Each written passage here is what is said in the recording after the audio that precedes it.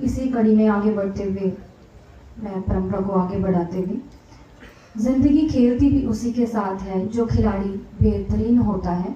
जिंदगी खेलती भी उसी के साथ है जो खिलाड़ी बेहतरीन होता है। दर्द सबके एक जैसे हैं मगर हौसले सबके अलग अलग हैं। कोई हताश होकर बिखर जाता है तो कोई संघर्ष करके निखर जाता है। कोई हताश होकर बिखर जाता है तो कोई संघर्ष करके निखर जाता है। इसी तरह संघर्ष करके जीवन उन्नत बनाकर इस राष्ट्र एवं समाज की प्रगति एवं उन्नति में अपनी विचारधारा से एक नई सोच एवं दृष्टि से हमें अनुग्रहित करने मुख्य अतिथि और मुख्य वक्ता के रूप में हमारे बीच में पधारे वरिष्ठ राष्ट्रवादी चिंतक प्रोफेसर सीताराम व्यास जी से अनुरोध करना चाहेंगे कि वो अपने शब्दों से हमें अनुग्रहित करें। एक बार जोरदार तालियां हमारे मुख्य अतिथि महोदय प्रोफेसर सीताराम व्यास जी के लिए कि वो हमारे बीच में आए और हमें अपने विचारों से अनुग्रहित कर, वो हमें बहुत ही हम कृतज्ञ हैं कि वो हमारे बीच में आकर हमें अपने शब्दों से अनुग्रहित करेंगे।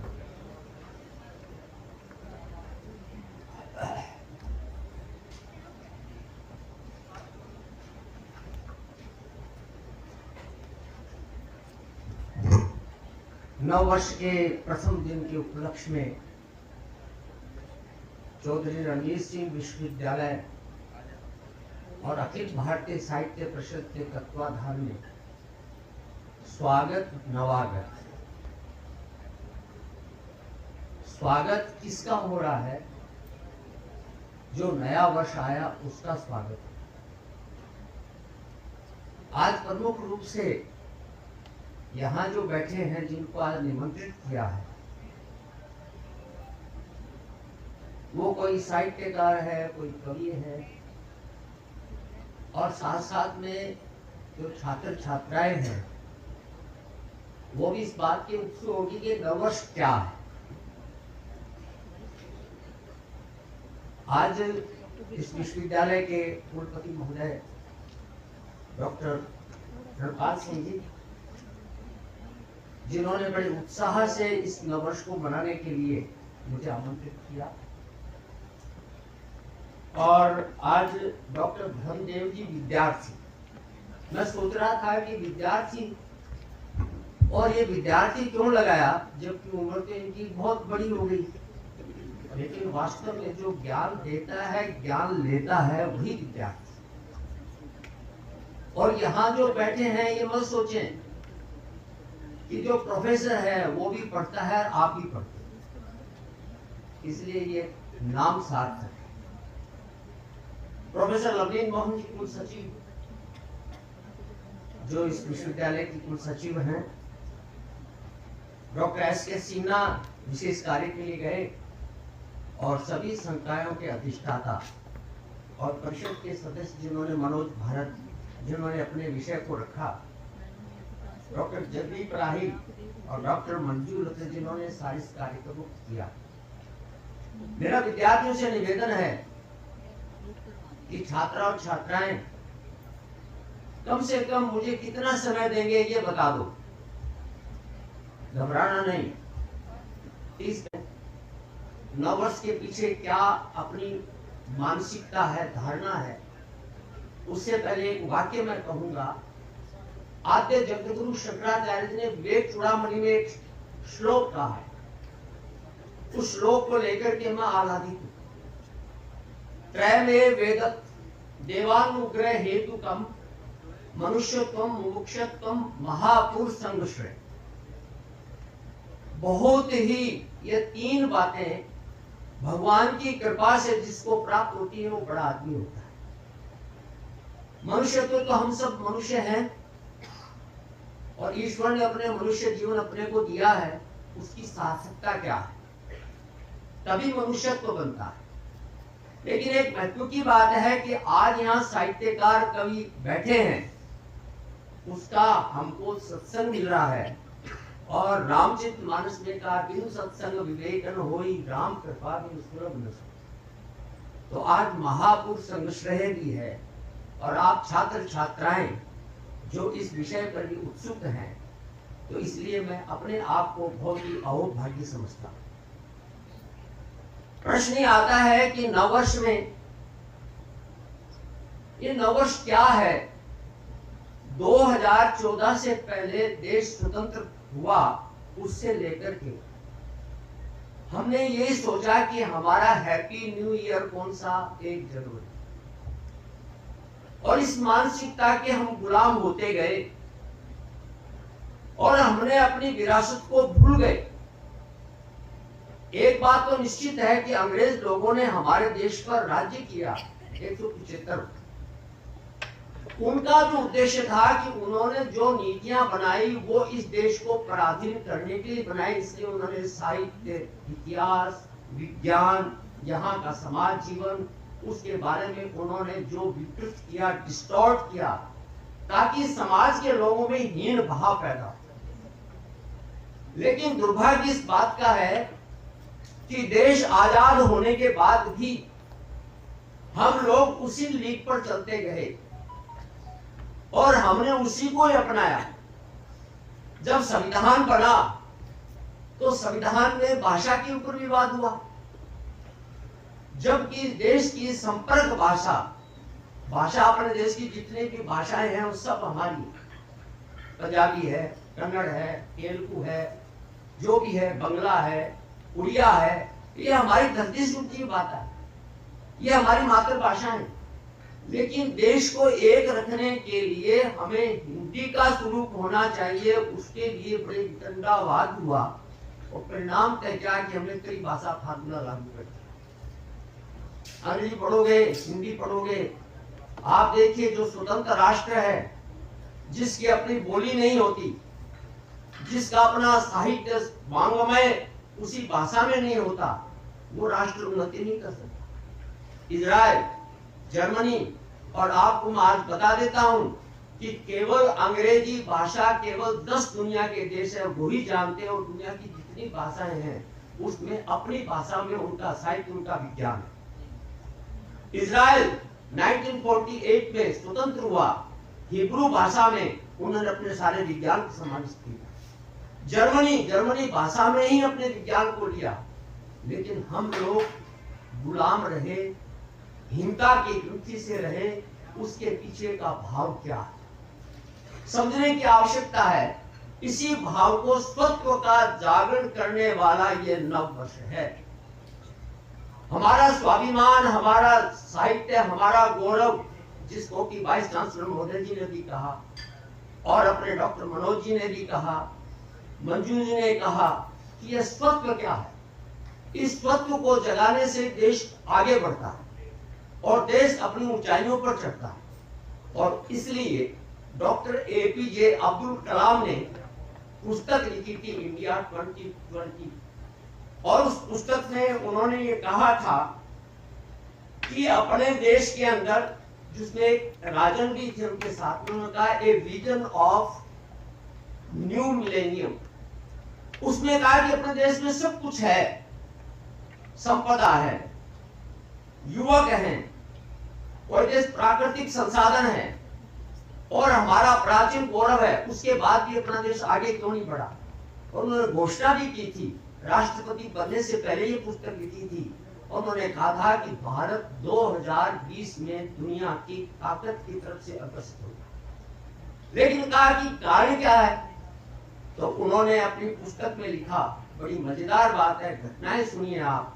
मजेदार में क्या लिखा कि मेरे ड्राइंग रूम में एक कैलेंडर था, कोई सज्जन आया, उन्होंने कहा वाह बड़ा सुंदर कैलेंडर है।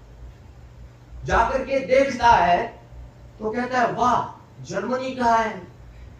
तो डॉक्टर APJ कलाम ने कहा ये जर्मनी का तो है सौजन्य, लेकिन सैटेलाइट है वो भारत के लोगों ने चित्र भेजकर इतना रंगीन अफ्रीका और ऑस्ट्रेलिया महाद्वीप का बनाया है। तो क्या ऐसा भी हो सकता है, यानी भारत में क्या ऐसा भी भारत कर सकता है। ये हीन भावना से ग्रसित अपना समाज होने के कारण से हम आगे नहीं बढ़ सकते। बैठ जाओ भाई, जाओ मत ना, वचन दिया है आपने, मेरी बात सुनो। हाँ शिष्टाचार है, हाँ चिंता मत करो, बाद में मिलूंगा तुम्हारे से। दूसरी घटनाएं क्या हुई? उन्होंने कहा कि कुछ विद्वान बुद्धिजीवी और कुछ साइंटिस्ट मेरे पास बैठे और उन्होंने क्या किया कि चर्चा चली कि रॉकेट है, तो रॉकेट तो इंग्लैंड में इजाद हुआ था, जिसको रॉकेट कहते हैं, लॉन्च। तो डॉक्टर एपीजे अब्दुल कलाम ने कहा कि नहीं, उस समय जब अंग्रेज थे तो भारत में भारत की सेना ने अंग्रेजों के विरुद्ध में रॉकेट को लॉन्च किया था। तो क्या नहीं, ऐसा तो नहीं हो सकता? तो उन्होंने कहा ऐसा हो सकता है। फिर वो नहीं माने तो उन्होंने कहा कि मैं इंग्लैंड गया था, डॉक्टर जितुला ने, और वहां पर एक बुलिस नाम का स्थान जो रोटुंडा, वहां पर पुराने शस्त्र रखे हुए थे, उन शस्त्रों को देखने गया। उसमें एक रॉकेट था। तो मैंने देखा ये कहां से बना है। तो फिर वो साइंटिस्ट है जो विचारक है, वो मेरी बात को नहीं माने। तो उन्होंने कहा ठीक है, तुम मेरी बात को नहीं मान रहे हो, क्योंकि जो अंग्रेज कहेगा उसको तुम ब्रह्म वाक्य मानोगे, मैं कह रहा हूं उसको तुम नहीं मानोगे। उन्होंने कहा कि बर्नार्ड नोबेल जो बहुत बड़ा साइंटिस्ट हुआ है, उसने एक पुस्तक लिखी है, the original and international economics of space exploration. उस पुस्तक में वर्णन किया है, कॉनग्रेव नाम का एक अंग्रेज जब युद्ध हुआ था तो रॉकेट का खोल लेकर के इंग्लैंड में गया। वहां पर फ्रांस और इंग्लैंड का युद्ध चल रहा था। उसने उस समय के जो प्रधानमंत्री थे, उस प्रधानमंत्री को ये रॉकेट का जो खोल दिखाया। उन्होंने कहा कि फ्रांस के साथ, नेपोलियन के साथ अपना युद्ध होगा, तो उसको करो। उसने उसको अध्ययन करके और फिर उस रॉकेट को बनाया और नेपोलियन की सेना के युद्ध में किया। तब कहा ऐसा नहीं होता है क्या कि जब मैंने अंग्रेज एक लेखक का नाम लेकर के कहा तो वो मान गए, और कहा कि मैं कह रहा हूं मान गए। ये हीनता की गलती। फिर अपना देश आजाद हुआ, अपने देश का प्रधानमंत्री, कल ही मैंने पूछा था, सही बात है, उन्होंने अपने सेना के सिर्फ सेनापतियों को बुलाया। उन्होंने कहा कि मुझे लगता है देश आजाद हो गया है, और आजाद होने के बाद इस देश का chief of the army staff कौन होना चाहिए। तो सारे बैठे थे, लेफ्टिनेंट जनरल सारे। उन्होंने कहा कि आप लोग तो योग्य नहीं हो, अंग्रेज है वो सेनापति बनना चाहिए। तो सब चुप। लेकिन लेफ्टिनेंट जनरल नाथू सिंह था, राठौर, राजस्थान का। उसने कहा सर, अगर हम योग्य नहीं है तो देश का प्रधानमंत्री भी अंग्रेज ले आओ। यह कहते ही नेहरू जी सब पका गए। उन्होंने कहा तो फिर अब नेहरू जी उत्तर क्या दे। उन्होंने कहा मैं आपको सेनापति बना दूं। उन्होंने कहा नहीं, मेरे से योग्य जनरल करियप्पा है, उसको आप बनाइए, क्योंकि मेरे से ज्यादा योग्य है। इसलिए आपको पता है भारत का पहला सेनापति जो बना जनरल करियप्पा। ये हीन भाव क्यों आया? अंग्रेजों के प्रति इस प्रकार का भाव जो हम रखने वाले हैं, तो इसलिए। और ये जो इतिहास को विकृत किया अंग्रेजों ने, उन्होंने तो क्या कहा, ये लोग आर्य है, बाहर से आए, लुटेरे थे, द्रविड़ लोगों की सभ्यता को दूर किया, इनका कोई इतिहास नहीं, इनकी तो पिटाई हमेशा होती गई। पहले शक आए, हूण आए, सिखिन आए, हर बार पीटते, फिर मुगल आए, फिर अंग्रेज आए, इस प्रकार से। और इनकी कथाएं है वो सांप और वृक्षों की है, और कुछ नहीं है इनके पास। इनके वेद है वो गडरियों के गीत है। इस प्रकार का हीन भाव जब आया, उसके पीछे कहा है कि इस प्रकार से हमारा देश आगे नहीं बढ़ रहा। उन्हें कहा बढ़ सकता है अगर हमारे देश का युवक ये धारण कर ले कि अपने स्वत्व को जागरण करने के लिए हम आगे बढ़ेंगे, तो निश्चित रूप से ये देश आगे बढ़ेगा। और आज आप दिखाई दे रहे हैं कि 2020 के बाद अपने देश का स्वत्व जागा है, अपने देश का पराक्रम जागा है। तो आज चीन भी नतमस्तक है, आज अमेरिका भी नतमस्तक है, आज दुनिया के जो यूक्रेन और रूस भी नतमस्तक हैं। वो क्यों है? इस भारत की गौरवमयी परंपरा के आधार पर अपने देश में स्वत्व का जागरण हुआ है, और 9 वर्ष है ये अपने स्वत्व का जागरण का। अब आप बताएं कि अपने देश की जो कालगणना जिसके बारे में थोड़ी चर्चा की थी मंजू जी ने भी और उन्होंने डॉक्टर मनोज जी ने भी। अब आप देखिए पश्चिम की काल गणना और हमारी काल गणना।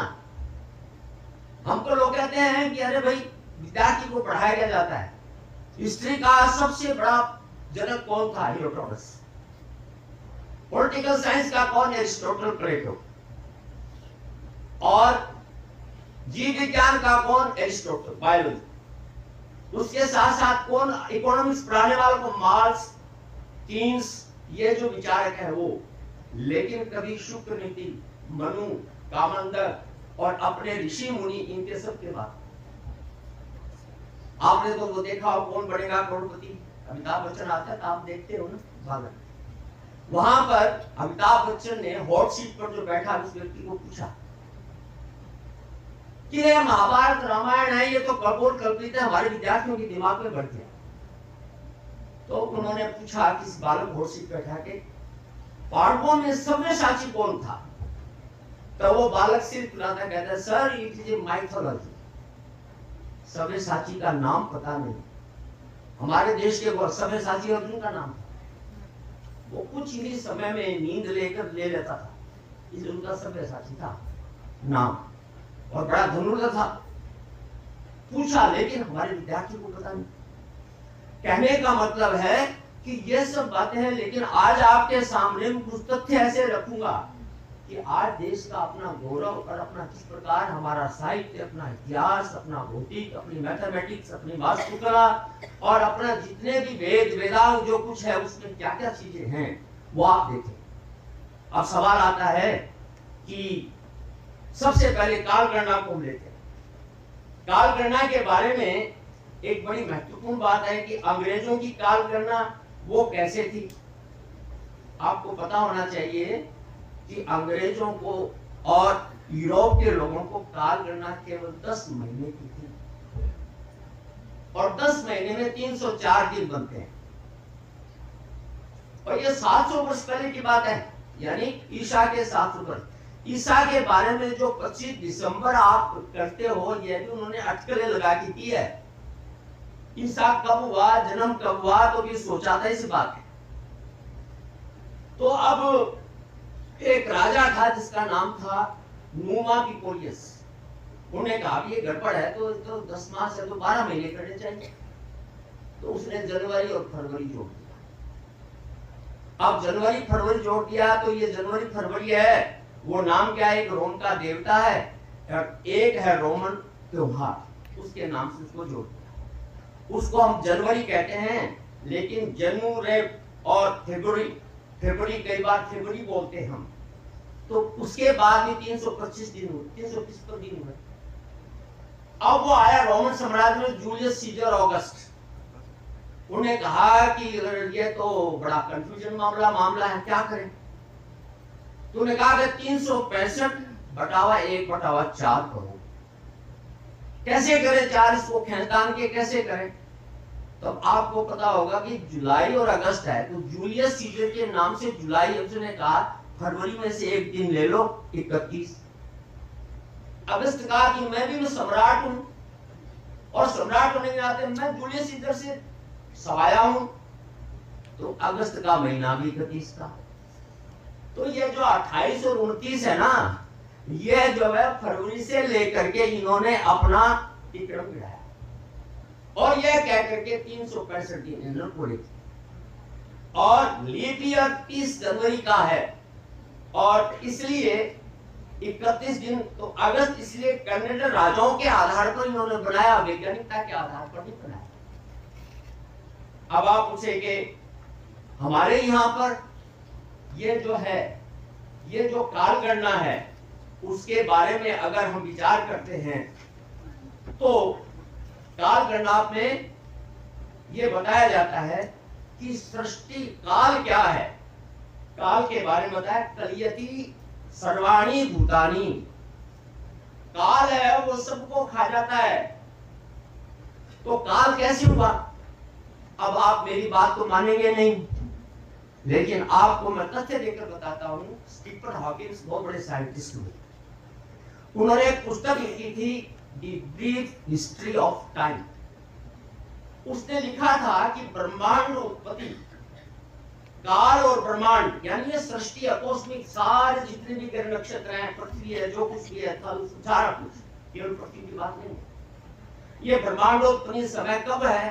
तो उन्होंने कहा कि सृष्टि का प्रारंभ और समय का प्रारंभ दोनों एक ही साथ हुआ है। तो कैसे हुआ? तो कहते हैं कि ब्रह्मांड उत्पत्ति कारणीभूत एक द्रव्य जिसको बिग बैंग साइंस कहते हैं, और उस कारण से यह विस्फोट हुआ।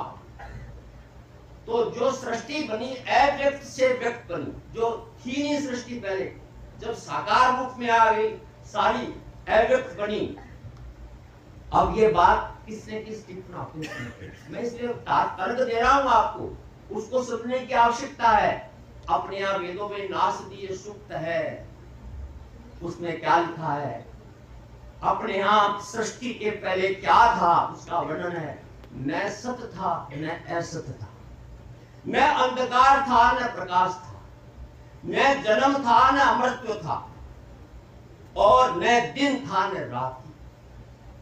अब वो सृष्टि कैसे बनी?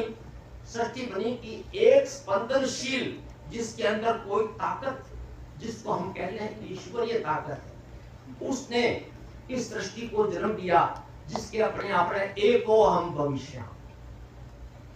बट मैं सोचा कि भाई मैं अकेला हूं, इस सृष्टि की रचना करूंगा मैं, एको हम भविष्याम। इसलिए उन्होंने कहा बहुत से होंगे, इसलिए सृष्टि का निर्माण हुआ। तो हमारे कहते हैं ब्रह्मा जी है वो सृष्टि के सबसे पहले व्यक्ति है जिन्होंने ये रचना की। अब उसको बिग बैंग थ्योरी कहते हैं। अब उसको स्किपराकिस को पूछा कि सृष्टि से पहले क्या था? मुझे भी पता नहीं।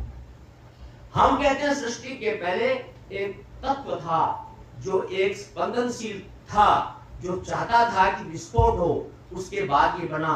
आपको पता है हमारे यहाँ जब पुराणों में, महाभारत में भागवत कथा आती है, उसमें कहते हैं कि मनु, उसको एक मछली मिली, मछली छोटी थी, उन्होंने कहा कि मैं बड़ी हो रही हूँ तो मुझे आप समुद्र में ले चलो।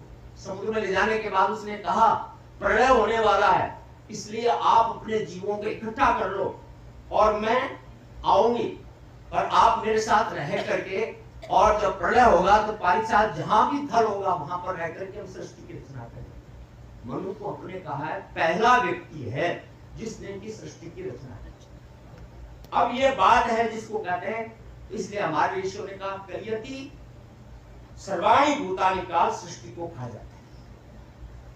अब काल के बारे में राजा परीक्षित भागवत कथा में कहते हैं, परीक्षित पूछते हैं सुखदेव जी से, महाराज ये काल क्या है? काल क्या है? तो उन्होंने कहा, सुखदेव जी ने, विषयों का रूपांतर ही काल है। आज हम हैं, ये चीज नहीं रहेगी। आज हम हैं, हम भी नहीं रहेंगे, सत्य बदलते रहेंगे, आते और जाते रहेंगे, आना और जाना, ये रूपांतर है, यही काल। इसलिए अपने कहा ये भूतकाल, ये वर्तमान, ये भविष्य। आगे क्या होना? वर्तमान में हम हैं, लेकिन वर्तमान में रहेंगे क्या? जो बालक जन्म लेता है उसके बाद उसका विकास होता है और वृद्धावस्था में आ जाता है तो उसका चेहरा बदल जाता है क्या ना? उनका विषयों का रूपांतर है। जो चीज है वो आज है, वो कल नहीं रहेगी, इसलिए विषयों का रूपांतर है। इसने कहा कि राजा दो चीज है, एक सूक्ष्म एक महत्तम। सूक्ष्म क्या है? जिसको आज वैज्ञानिक कहते हैं परमाणु। महत्तम क्या है? अपने यहाँ कहा गया ब्रह्म महत्तम। फिर उन्होंने कहा कि परमाणु की क्या है? सुख मुनि बताते हैं, दो परमाणु का एक अणु, 30 मुहूर्त का एक दिन और रात, 7 दिन रात एक सप्ताह। अब ये उन्होंने बताया, ये भागवत में। भागवत तो उस समय थी जिस समय ना तो विज्ञान था ना कुछ भी था, इसलिए। अब ब्रह्मांड की उत्पत्ति कैसे हुई? तो अपने यहाँ 4 युग बताए, और 4 युग में पहला है सतयुग, फिर त्रेता, फिर द्वापर और कलयुग। और उनके बाद कहते हैं कि ब्रह्मा का है वो एक दिन एक युग होता है। 100 वर्ष ब्रह्मा की आयु होती है, 100 वर्ष के बाद पुनः सृष्टि लय होती है, फिर होता है लय और संहार और रचना। ये हमारे यहाँ पर कहा गया है। जैसे मनुष्य मरता है वैसे ही सृष्टि का भी लय होना है, लय होने के बाद फिर वापस सृष्टि की रचना होनी है, ये चलता रहना है। इसलिए उन्होंने कहा ब्रह्मांड की आयु क्या है? ब्रह्मांड की आयु अपने लोगों ने नापी, और वो क्या है? कलयुग की है 4,32,000, और द्वापर की उससे दुगनी है 8,64,000, और त्रेता युग की उससे दुगनी है 4, तो 12,96,000, और सतयुग की है सबसे ज्यादा 17,28,000। तो एक कल्प जो होता है एक ब्रह्मा का दिन होता है। वैदिक काल में ऋतुओं के आधार पर ही हमारे यहाँ पर पहले 12 वर्ष थे, बाद में हमारे यहाँ सोचा कि ऋतुओं के आधार पर ठीक नहीं है, तो अपने को ग्रह नक्षत्र के आधार पर करना चाहिए। तो चैत्र से लेकर के और फाल्गुन तक जितने भी नक्षत्र हैं उसके आधार पर एक एक महीने का है। चैत्र का चैत्र ये नक्षत्र है, वैशाख नक्षत्र है, ज्येष्ठ ये भी नक्षत्र है। ये सारे नक्षत्रों के आधार पर इसी प्रकार इन्होंने 12 महीने के नाम अपने रखे, और पूरा कैलकुलेशन इस प्रकार दिनों के नाम भी अपने ग्रहों के आधार पर है। अंग्रेजों ने संडे मंडे ट्यूसडे लिखा, अपने का रविवार सूर्य का, सोमवार चंद्रमा का, बुधवार बुध का, बृहस्पति का, शुक्र है ग्रह, शनि का, ये ग्रह है उसके आधार पर। केवल पश्चिम की काल गणना है वो केवल इतनी है जो गैलीलियो ने बताई थी। वो ये कहा था, इससे पहले वो भी नहीं मानते थे, गैलीलियो से पहले यूरोप के लोग नहीं मानते थे। वो कहते हैं कि सूर्य पृथ्वी के चारों ओर चक्कर लगाता है। गैलीलियो ने कहा भाई मैंने देखा है कि पृथ्वी पर नहीं, लेकिन ये पृथ्वी सूर्य के चार चक्कर लगाती है, ये पागल है, तुम माफी मांगो। रोम पोप ने कहा तुम माफी मांगो। ब्रोन नाम का व्यक्ति था, उसने कहा ये सत्य है, उनको पोप ने कहा इनको जिंदा जला दो। यानी 450 वर्ष पहले विज्ञान जो वहां था, विज्ञान में केवल पोप जो कहता था वही माना जाता था। तो गैलीलियो ने कहा कि अरे क्यों कर, तो उसने कहा कि गुरुत्वाकर्षण का नियम क्या है? उन्होंने कहा कि 10 पाउंड और 1 पाउंड, इन दोनों को अगर मैं ऊपर से गिराऊंगा तो एक साथ गिरेगी। ने कहा ये हो ही नहीं सकता। पिसा की मीनार पर खड़े होकर के उसने किया, सारे लोग देख रहे हैं, देखने के बाद कहा वो तो बराबर गिरे, तो कहा कि इसके पास काला जादू। माने ने कहने का मतलब है कि अपने यहाँ पर जो काल गणना है उसके पीछे जो बात है, और वो है नक्षत्र, जो जितने भी एस्ट्रोनॉमी है सारे नक्षत्र उसके आधार पर है। इसलिए हमारे यहाँ जो पंचांग है उसके बारे में कहा गया।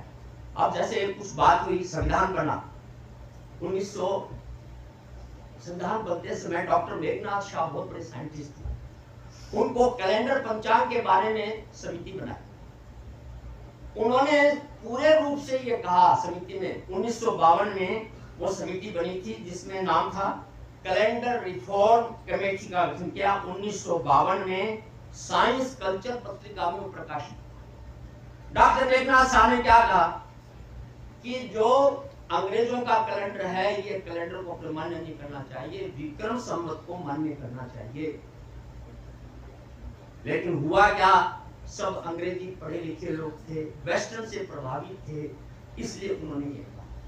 अब आप देखिए, कोई भी कार्यक्रम करते हैं हम अपना गृह निर्माण का, विवाह का, जन्म का, तो हम क्या बोलते हैं, पूरा अपना सृष्टि से लेकर आज तक जिसको हम श्लोक कहते हैं, आशा पंडित जी कहते हैं, जो कुछ भी कहता है पुरोहित, आजा संकल्प करो, आप वास्तु भवन निर्माण करना चाहते हो ना, तो आपको पता होना चाहिए उस श्लोक में क्या होता है।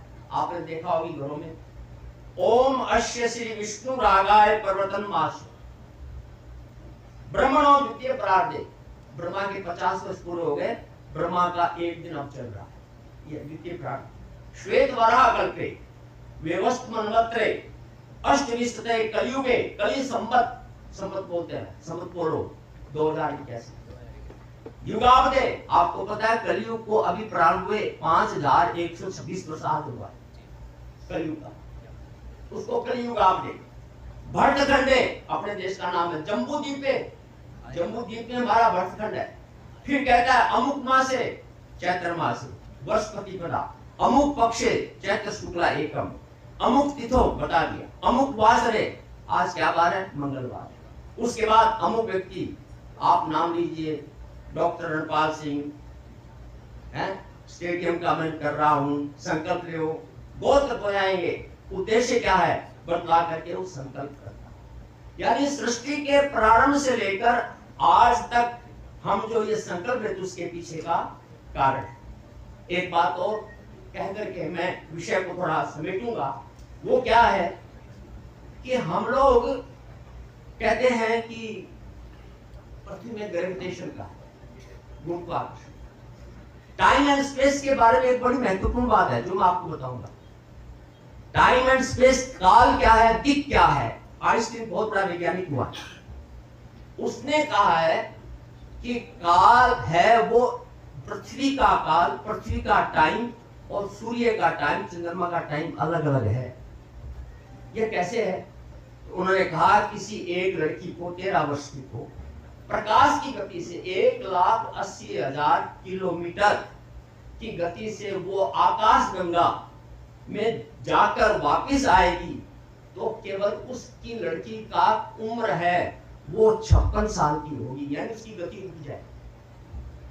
और साथ में ये कहा पृथ्वी पर 40 लाख वर्ष व्यतीत हो जाएंगे। ये मेरा नहीं कहना है, आइंस्टीन का कहना है।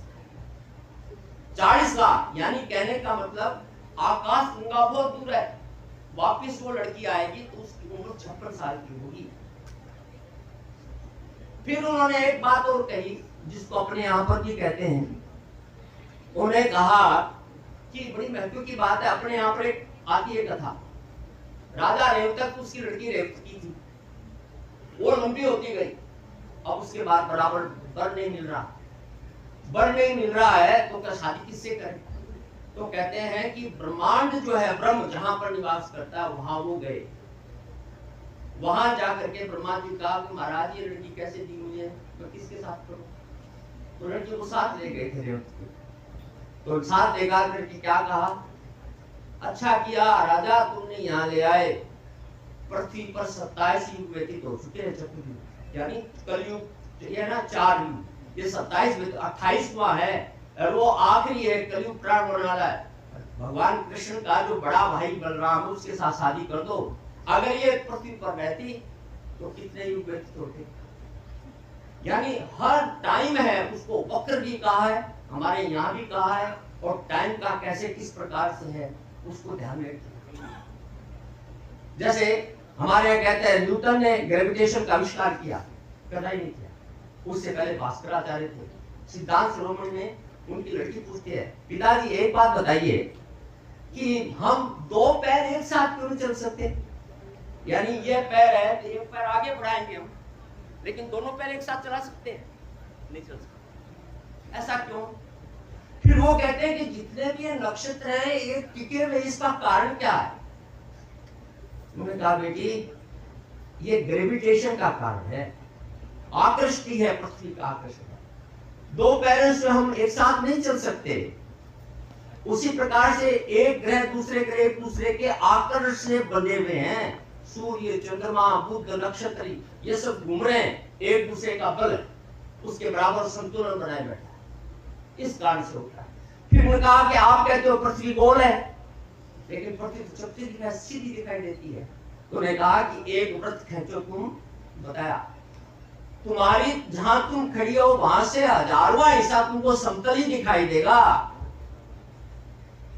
1000वां हिस्सा समतल, एक वृत्त को, और वहां पर आप खड़े हो जाओ तो आपको पृथ्वी समतल दिखाई देगी, जिसको फिजिक्स वाले ज्यादा कर सकते हैं। आप पृथ्वी गोल है, लेकिन हमारी आंख की आई साइट कितनी दूर जाती है उतना हमको समतल दिखाई देगा, और बाद में हमको दिखाई देते जैसे आकाश और पृथ्वी एक साथ मिली। ये लीलावती ने बताया, यानी अपने पिता को पूछा। तो न्यूटन को हम कहते हैं कि न्यूटन ग्रेविटेशन का है, नहीं, भास्कराचार्य उससे पहले हमारे और भी लोगों ने इस बात को किया है। तो कहने का मतलब है कि यह जो कालखंड है जिसमें हम भूल गए, आज अपने उस वक्त को जगाने के लिए नया वर्ष है। इसलिए मुझे ये कहना है कि इस नए वर्ष में हम अपने देश के लिए व्यक्ति से भी आप आंदोलन करें, आत्मावलोकन करे, जो गया सो गया, अब वर्तमान में मुझे क्या करना है। सब विद्यार्थियों से कहना है कि अपने जीवन का लक्ष्य तय करो और कहा कि मुझे 1 वर्ष में इतना काम पूरा कर लेना है। उसको कहते हैं शिक्षा, पढ़ाई, जो आपका मिशन उसको पूरा, ये व्यक्ति से आपका काम है। नए वर्ष अपने को संकल्प कराता है। दूसरा, नया वर्ष ये भी कहता है कि हमारे में जो कमियां हैं, आत्मावलोकन, हमने पिछले साल क्या क्या गलतियां की। आपको पता होना चाहिए, कोई भी व्यक्ति गलती करता है, कोई भी व्यक्ति गलत काम करता है, उसकी आत्मा कहती है मैंने गलत काम किया है, लेकिन वो स्वीकार नहीं करता।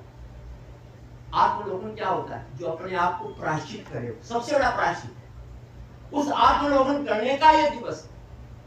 और उसके साथ साथ हम कैरियरिस्ट हों, आप में से साइंटिस्ट बने, आप में से विचारक बने, आप में से कवि बने, साहित्यकार बने, जो भी जीवन की एक सार्थकता, मनुष्यता की उसके सार्थकता आप करिए।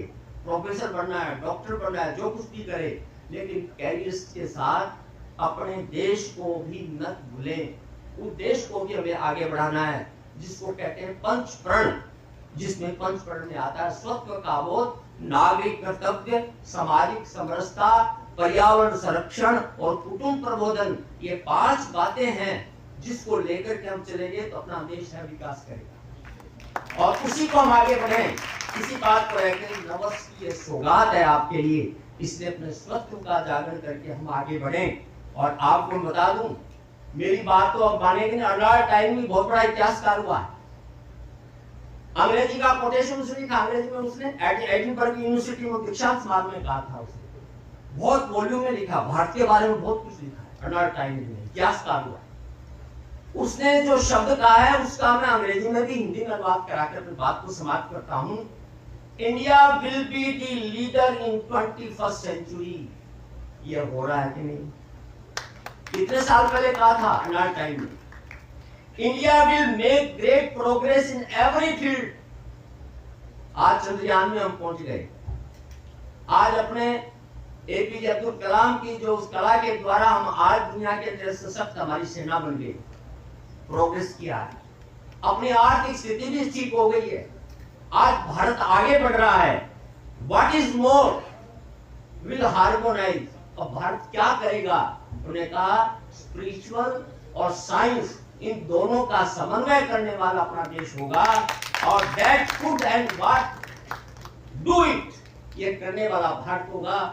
आज नहीं, 2047 अपने देश को स्वतंत्रता के 100 वर्ष पूरे होंगे। अपना देश दुनिया का एक बहुत ही शक्तिशाली देश बनेगा। और आज विश्व के अंदर जो युद्ध चल रहे हैं, जिसको कह सकते हैं गीता में आसुरी शक्तियां एक दूसरे कर रही है, उसका निदान करने वाला भारत होगा। इसलिए हमारा वेदों का कर्मंतो विश्वमार्यम वसुदेव कुटुंबकम, इसको चरितार्थ करने का काम ये हम युवकों का है। और इसलिए कहा है कि ये जो युवा पीढ़ी है, यही वास्तव में देश को आगे करेगी। हम हमारे जैसे लोग तो कोई 5 साल 10 साल यहाँ तक रहने वाले हैं, लेकिन आप लोग भविष्य का भारत बनाएंगे। इतनी बात कहकर मेरी बात को समाप्त करता हूँ। इसलिए नववर्ष स्वत्व का बोध है और इसको ध्यान में रख करके और हम आगे बढ़े, ये शुभकामना है। और मैं सबसे पहले विश्वविद्यालय के कुलपति और कुल सचिव और भारतीय साहित्य परिषद के जो भी विद्वान हैं, जिसको मैं कहता हूं साहित्य कौन है, साहित्यकार कौन है? जो समाज को आकार देता है, जो समाज का निर्माण करता है। कवि कौन है? जो देश की स्थिति की तड़फन को प्रकट करके उसका समस्या का समाधान करता है। ऐसे साहित्य परिषद में जो चिंतक लोग हैं, उन्होंने मुझे बुलाया। मैं आप सबका आभारी हूँ। इतना बात कहकर विश्वविद्यालय भारतीय साहित्य परिषद का आभारी हूँ। धन्यवाद।